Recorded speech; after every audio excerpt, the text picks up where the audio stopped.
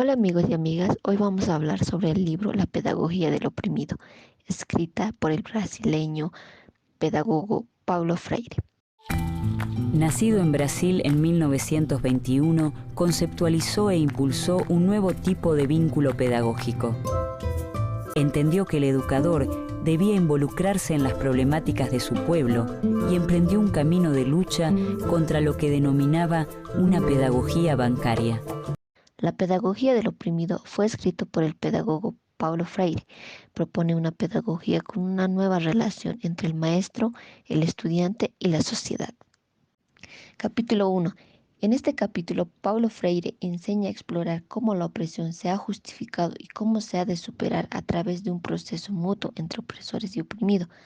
Manifiesta que la educación como práctica de la libertad es referida a una pedagogía que haga de él y sus causas el objeto de reflexión de los oprimidos, es decir, una lucha para la liberación, donde los oprimidos deben participar en la elaboración de contribuir a la construcción de la pedagogía de su liberación mediante esto se descubra. Pasa a ser un hombre nuevo, ni opresor ni oprimido, sino un hombre liberándose, es decir, la liberación como un parto doloroso y que el hombre que nace de él es un nuevo hombre. Los oprimidos en búsqueda de su liberación deben estar bastante comprometidos. Existen dos momentos de la pedagogía del oprimido. Los oprimidos van descubriendo el mundo de la opresión y se van comprometiendo en la praxis de su transformación. Por otro lado, una vez transformada la realidad opresora, pasa a ser de la pedagogía del oprimido a la pedagogía de los hombres en el proceso permanente de liberación. Capítulo 2. En este capítulo hace referencia a la concepción bancaria de la educación como instrumento de opresión, donde las características de la educación bancaria son la mecanización, repetición, memorización, donde no existe creatividad, tampoco transformación, es autoritaria, antirreflexiva y rígida, donde el educador es el que sabe y los educandos son los ignorantes.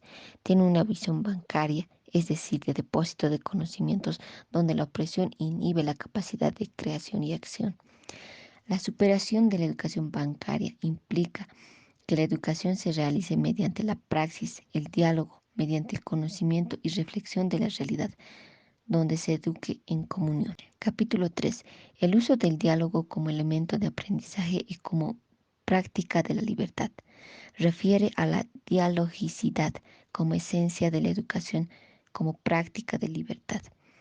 Refiere al diálogo y a la comunicación bastante importantes en el proceso de educación liberadora, donde exista humildad, fe, esperanza, amor, crítica y confianza, donde es esencial e indispensable el diálogo entre el educador y el educando como elemento de aprendizaje y como práctica de libertad.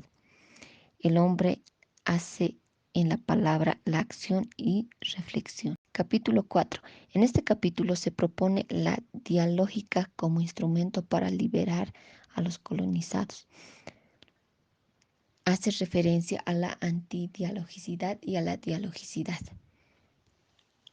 La antidialogicidad sirve a la opresión, donde los elementos son la conquista, sujeto que conquista, objeto conquistado, la división, es decir, dividir para mantener la opresión, la manipulación de las masas oprimidas mediante engaños y promesas, la invasión cultural en la penetración de invasores en el contexto cultural de los invadidos.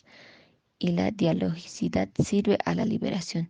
Sus elementos son la colaboración entre sujetos mediante el diálogo y comunicación, la unión como esfuerzo de unión de los oprimidos para lograr la liberación, la organización de las masas. La síntesis cultural refiere a toda acción cultural, siempre es sistematizada y deliberada de acción. Bueno, eso es todo. Gracias por su atención.